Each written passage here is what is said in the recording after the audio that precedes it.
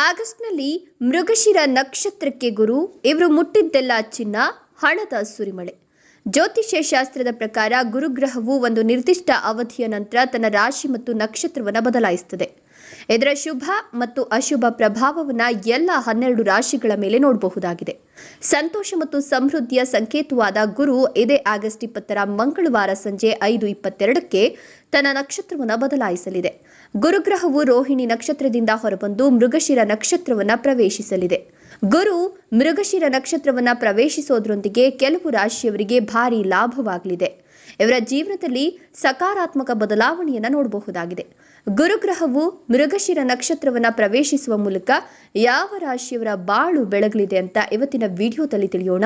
ಅದಕ್ಕೂ ಮುನ್ನ ಶಾಸ್ತ್ರ, ಪುರಾಣ, ಸನಾತನ ಧರ್ಮದ ಮೇಲೆ ನಂಬಿಕೆ ಇದ್ರೆ ತಪ್ಪದೆ ಒಂದು ಲೈಕ್ ಕೊಟ್ಟು ಶೇರ್ ಮಾಡಿ. ಹಾಗೆ ನಿಮ್ಮ ಜೀವನದಲ್ಲಿ ಬಗೆಹರಿಸಲು ಸಾಧ್ಯವಾಗದ ಸಮಸ್ಯೆಗಳು ಇದ್ರೆ ಎಲ್ಲಿ ಕಾಣ್ತಿರುವ ಗುರೂಜಿ ನಂಬರ್ಗೆ ಕರೆ ಮಾಡಿ ಫೋನಿನಲ್ಲಿ ಪರಿಹಾರ ತಿಳಿಸಿಕೊಡ್ತಾರೆ. ಹೌದು, ಈ ರಾಶಿಗೆ ಸೇರಿದ ಜನರ ಆರ್ಥಿಕ ಸ್ಥಿತಿ ಸಾಕಷ್ಟು ಸುಧಾರಿಸಲಿದೆ ಮತ್ತು ಜೀವನದ ಪ್ರತಿಯೊಂದು ಕ್ಷೇತ್ರದಲ್ಲೂ ಗುರು ಕೃಪೆಯಿಂದ ಯಶಸ್ಸು ಗಳಿಸ್ತಾರೆ.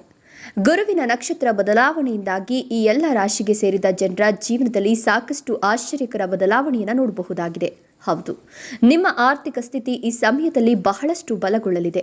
ಧನಲಾಭಕ್ಕಾಗಿ ಹೊಸ ಅವಕಾಶಗಳನ್ನು ಪಡೆಯಲು ಒಳ್ಳೆಯ ಅವಕಾಶ ಬಂದಿದೆ. ಇದರ ಜೊತೆಗೆ ವೃತ್ತಿ ಜೀವನದಲ್ಲಿ ಹೆಚ್ಚಿನ ಪ್ರಗತಿಯನ್ನು ಕಾಣ್ತೀರಾ ಮತ್ತು ಈ ಎಲ್ಲ ರಾಶಿಗೆ ಸೇರಿದ ಜನರು ಕಠಿಣ ಪರಿಶ್ರಮದ ತಕ್ಕ ಪ್ರತಿಫಲವನ್ನು ಗುರುವಿನ ಸಂಚಾರದ ಅವಧಿಯಲ್ಲಿ ಪಡಿತೀರಾ. ಹಾಗೂ ಪ್ರತಿಯೊಂದು ಕ್ಷೇತ್ರದಲ್ಲಿಯೂ ನಿಮ್ಮ ಇಷ್ಟದ ಫಲಿತಾಂಶಗಳನ್ನು ಮತ್ತು ಸಂತೋಷ ಮತ್ತು ಸಮೃದ್ಧಿ ಗುರುವಿನ ಕೃಪೆಯಿಂದ ಸಾಕಷ್ಟು ಸುಧಾರಿಸಲಿದೆ. ಹೌದು, ಆಸ್ತಿಗೆ ಸಂಬಂಧಿಸಿದಂತೆ ಯಾವುದೇ ವಿವಾದಗಳಿದ್ರೆ ಈ ಸಮಯದಲ್ಲಿ ನೀವು ಪರಿಹಾರ ಕಾಣ್ತೀರಾ. ಈ ಎಲ್ಲ ರಾಶಿಯವರು ಆಗಸ್ಟ್ 20ರವರೆಗೆ ಗುರುವಿನ ಆಶೀರ್ವಾದ ಪಡಿತಾರೆ.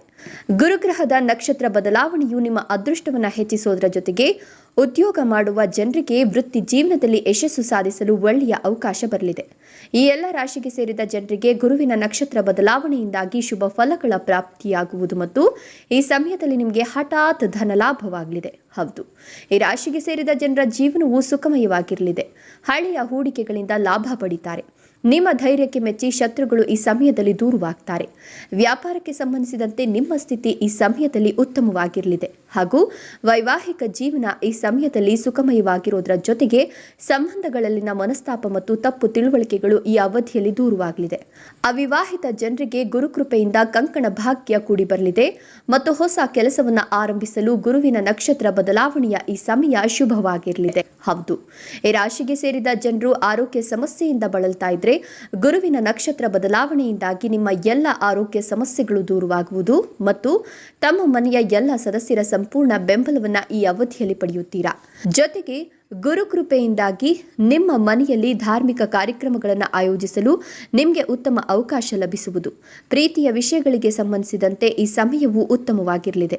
ಹೌದು, ಈ ಎಲ್ಲ ಶುಭ ಫಲಗಳನ್ನು ಆಗಸ್ಟ್ ತಿಂಗಳಿನಲ್ಲಿ ಪಡೆಯುತ್ತಿರುವ ರಾಶಿಗಳು ಯಾವುವು ಅಂದರೆ ಕನ್ಯಾ ರಾಶಿ, ಮಕರ ರಾಶಿ, ವೃಷಭ ರಾಶಿ, ಮಿಥುನ ರಾಶಿ, ತುಲಾ ರಾಶಿ, ಕುಂಭ ರಾಶಿ. ಈ ರಾಶಿಗಳಲ್ಲಿ ನಿಮ್ಮ ರಾಶಿಯು ಒಂದಾಗಿದ್ರೆ ಆಗಸ್ಟ್ನಲ್ಲಿ ಗುರುಕೃಪೆ ನಿಮ್ಮ ಮೇಲೆ ಇರುವುದು. ಹಾಗಾಗಿ ನಿಮ್ಮ ಕನಸುಗಳೆಲ್ಲವೂ ನನಸಾಗೋದ್ರೊಂದಿಗೆ ಸಂತೋಷದ ಜೀವನ ನಿಮ್ಮದಾಗ್ತದೆ.